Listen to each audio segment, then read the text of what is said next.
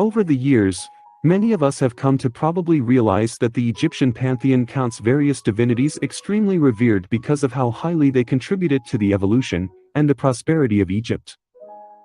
They would notably be worshipped through their association with protection and fertility, whether concerning the land or the people's condition of life. Surely enough, the goddess Hathor is not an exception, and was one among these ancient goddesses with significant importance in the Egyptian mythology. Hathor was a major deity with a benign motherly nature who helped women to give birth, the dead to be reborn, and the heavenly cosmos to be renewed. This complex figure was eventually considered as the primeval being from whom all other goddesses were derived. Therefore, several female divinities mentioned in latter myths came to be regarded as names of Hathor in her contrasting benevolent and destructive aspects. She was associated in early myths with the goddess of divine retribution, and in latter myths with the goddess Isis, who in fact inherited many of Hathor's personal traits and in time absorbed more of her characteristics until surpassing her popularity in Egypt. The goddess Hathor is invariably depicted either as a cow, or in human form with the features of a beautiful woman harboring a hairstyle which resembles the Mesopotamian omega symbol, implying her relation with lions, and a variety of other symbols including those of a snake, the papyrus reed, and the sycamore tree. Much more later, she was pictured as a beautiful woman wearing a crown which consisted of a solar disk surrounded by the curved horns of a cow, and was in early times worshipped in this form with stars above her head, which portrays her maternal and celestial belonging, while the disk represents an eye from which the sun is born. In some ancient stories, the goddess was regarded as the mother of Horus, the falcon god. However, in a conflicting tradition stemming from the cult center of Horus in Upper Egypt, Hathor is also drawn as the wife of the elder Horus, whose union led to the birth of Horus the Younger, the one that we've all came to regard as the son of Isis and Osiris. The name of Hathor translates to domain or house of Horus, which led many to believe that in early times, Hathor may have been in fact the original mother of the celestial falcon god.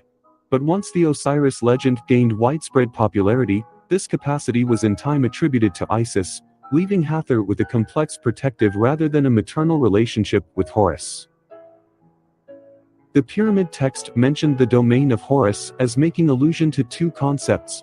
The first one concerns the special part of heaven where the dead king would be rejuvenated and continue to rule or live again, while the second is about the myth that Horus entered his domain through this divinity each night to rest and return by dawn. In both cases, her name has something to do with rebirth and rejuvenation, which particularly associates the goddess with the nocturnal sky as Lady of the Stars. And as a member constituting the Eye of Ra, her relationship with the sky identified her with Venus, the evening and morning star. Following the arrival of the Greco-Roman people in Egypt, Hathor was honored as a moon deity and goddess of all precious metals and materials that shared the radiant qualities of celestial bodies, such as gold, silver, copper, and turquoise. Her popularity was attested by a number of minor goddesses who shared her attributes of mother goddess.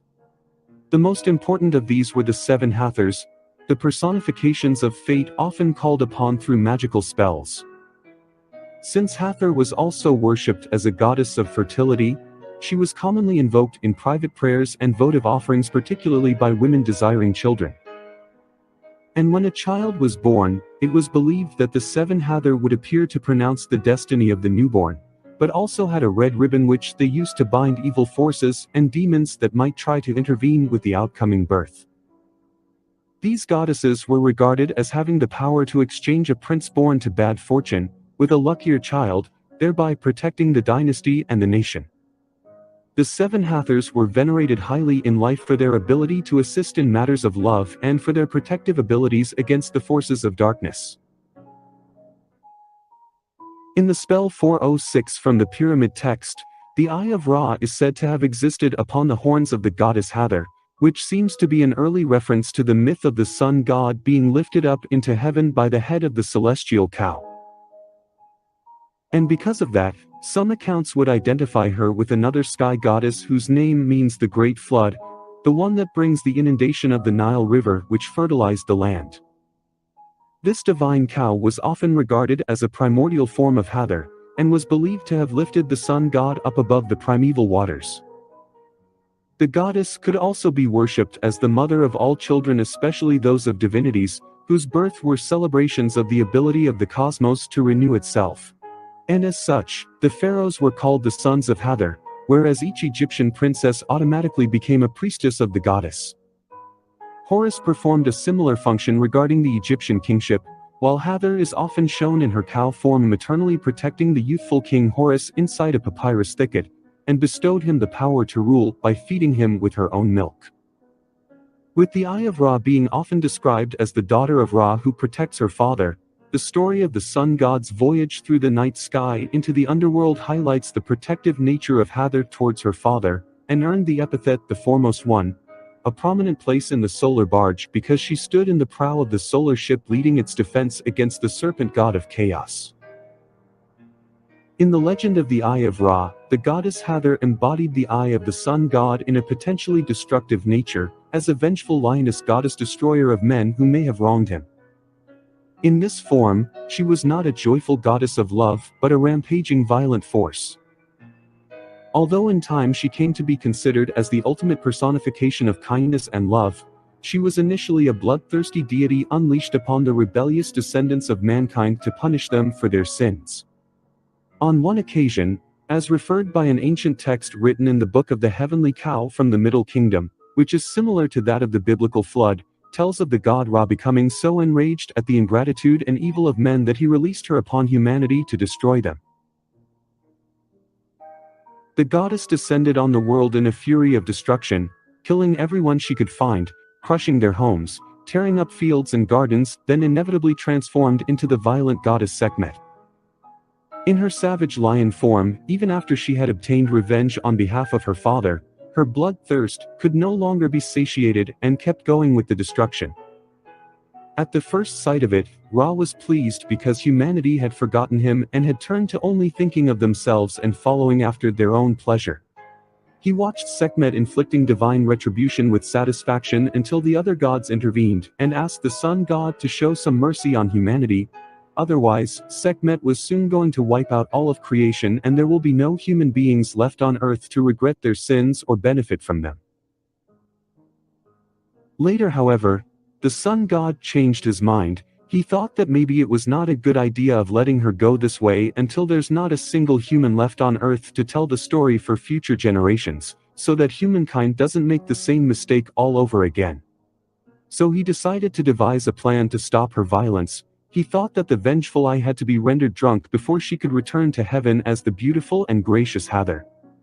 The sun god ordered a particularly strong batch of beer to be brewed in huge amount, and had the beverage dyed red in a way that resembles the immaculate red color of blood, which he then flooded the land of Dendera with.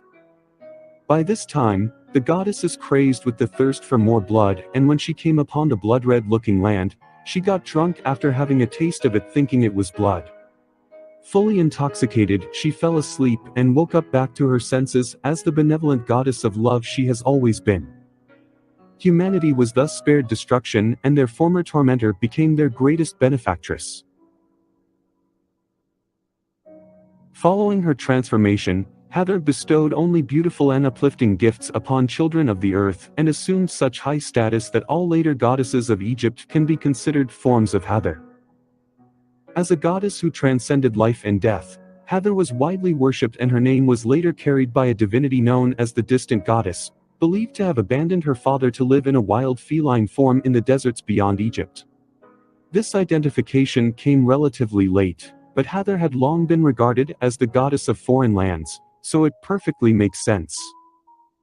When the Distant Goddess returned to her father, she brought with her the inundation of the Nile River which brings life to the people. But before the goddess released these life-giving waters, she had to be pacified and shown appreciation with music, dancing, feasting and drunkenness. This was the mythical justification for the wild and ecstatic elements in her cult, simply because she was the patron goddess of joy, inspiration and celebration. Among her many names, she was sometimes referred to as the mistress of drunkenness, which could indicate both joyful inebriation and a more ecstatic and violent state of individuality. It was proper for the whole of creation to rejoice when Hathor appeared again in her radiant beauty and joined forces with her father.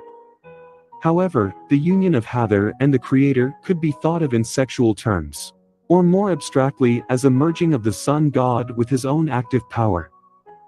The sistrum and the beaded minette necklace were percussion instruments often used to drive evil from the land and inspire goodness, as well as being used during cultic rites dedicated to Hathor and capable of soothing her rage. Her priestesses and worshippers would carry these instruments to celebrate her as the Queen of Happiness. Based on accounts regarding the concept of the Eye of Ra, the word that means eye in Egyptian was feminine in gender, so the divine Eye of Ra was personified as a group of protective female deities.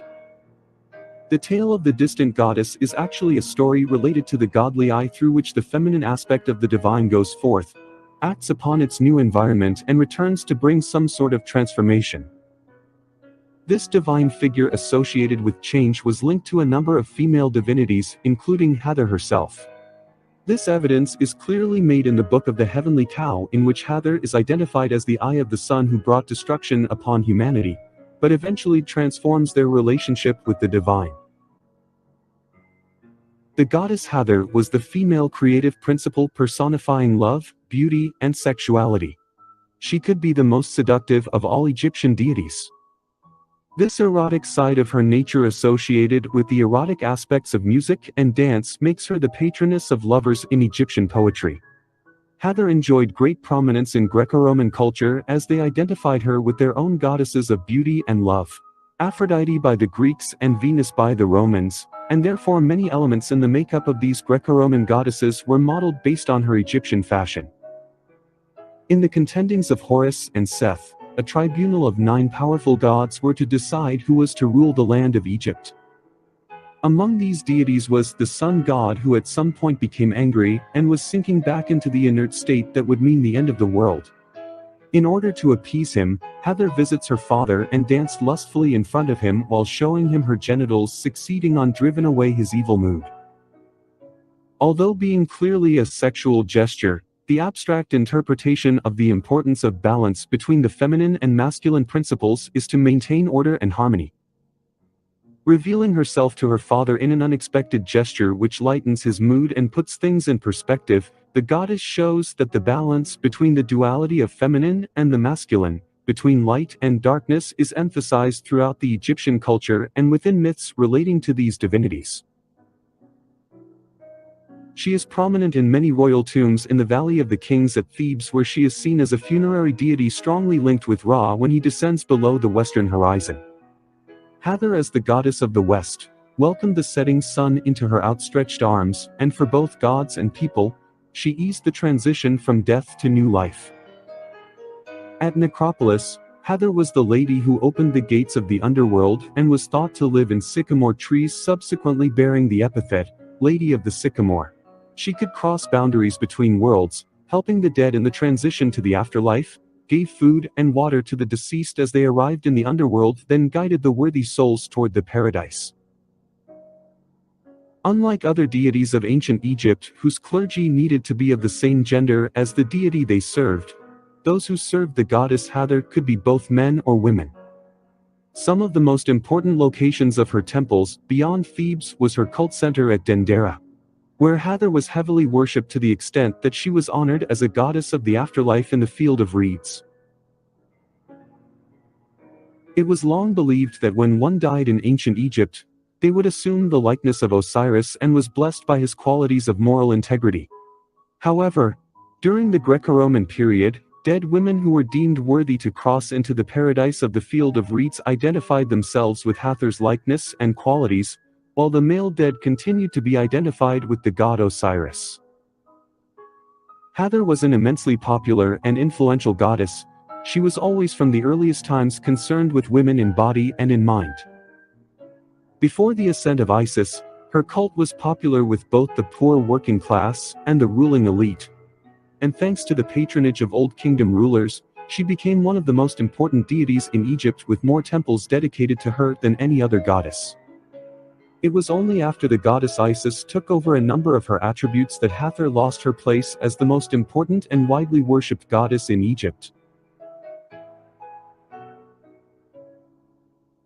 Hathor was a primordial divinity in ancient Egyptian religion who played a wide variety of roles. As a sky deity, she was either the mother or consort of the sky god Horus and the sun god Ra, both of whom were connected with kingship and thus was the symbolic mother of their earthly representatives, the pharaohs. She also acted as the consort of several other male deities and the mother of their children. These two aspects of the goddess exemplified the Egyptian conception of femininity further associated with love, motherhood, fertility, and above all gratitude.